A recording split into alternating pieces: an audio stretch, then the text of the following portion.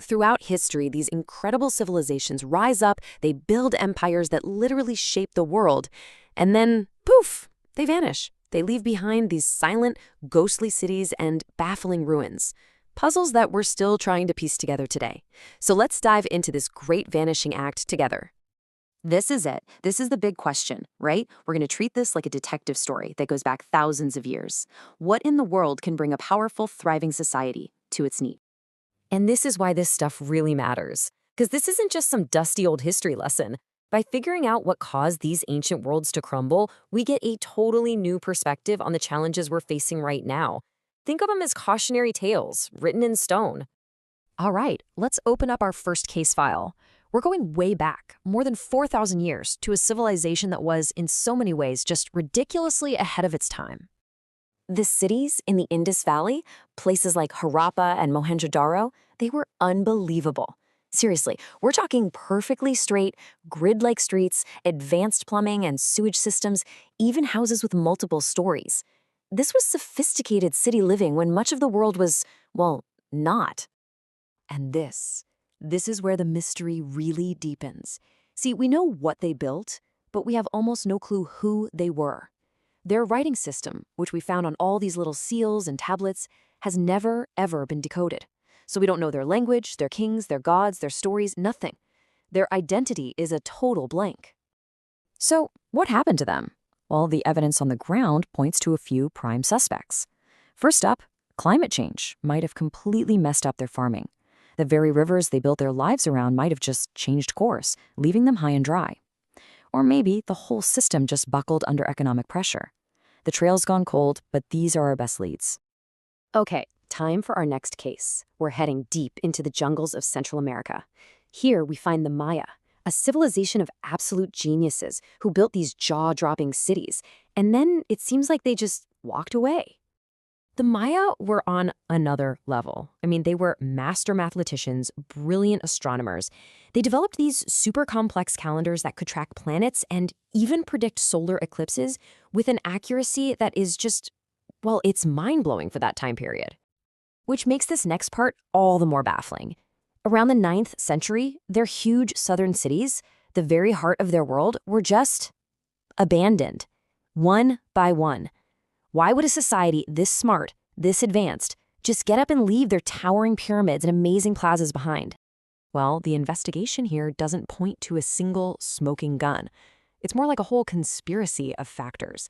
Evidence shows that a series of long, really bad droughts hit the area. You combine that with a lot of political infighting between the different city-states, plus the environmental strain of feeding so many people, and you got a perfect storm for collapse.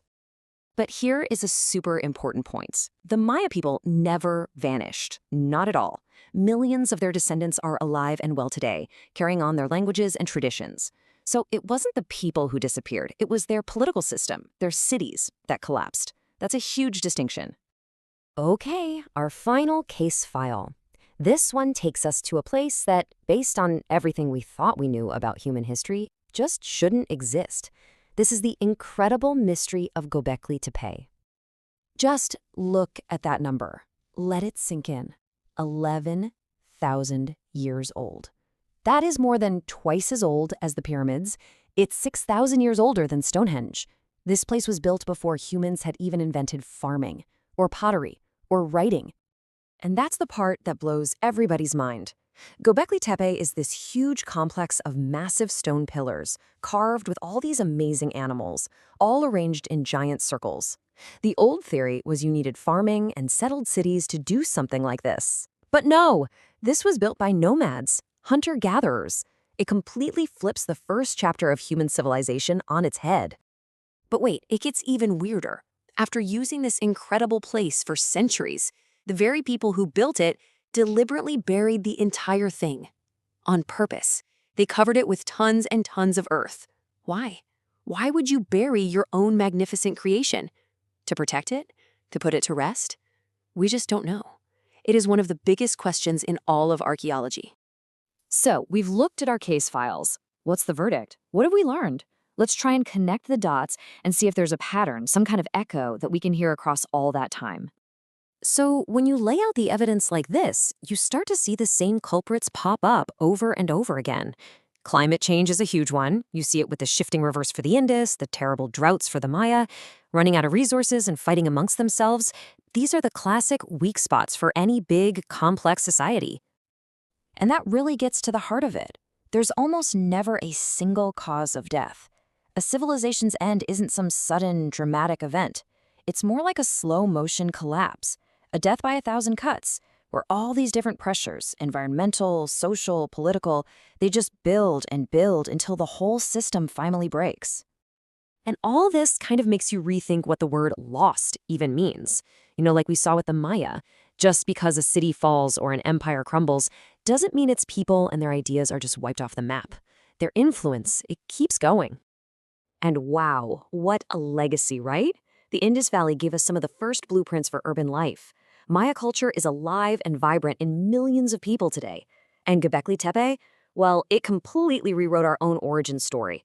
They didn't vanish, they became a part of us. And that brings us to one last big thought. 1,000 years from now, if our own civilization has become just another layer of dust and ruins, what story will it tell? What clues will we leave behind about who we were, what we accomplished, and maybe the reasons for our own great vanishing act?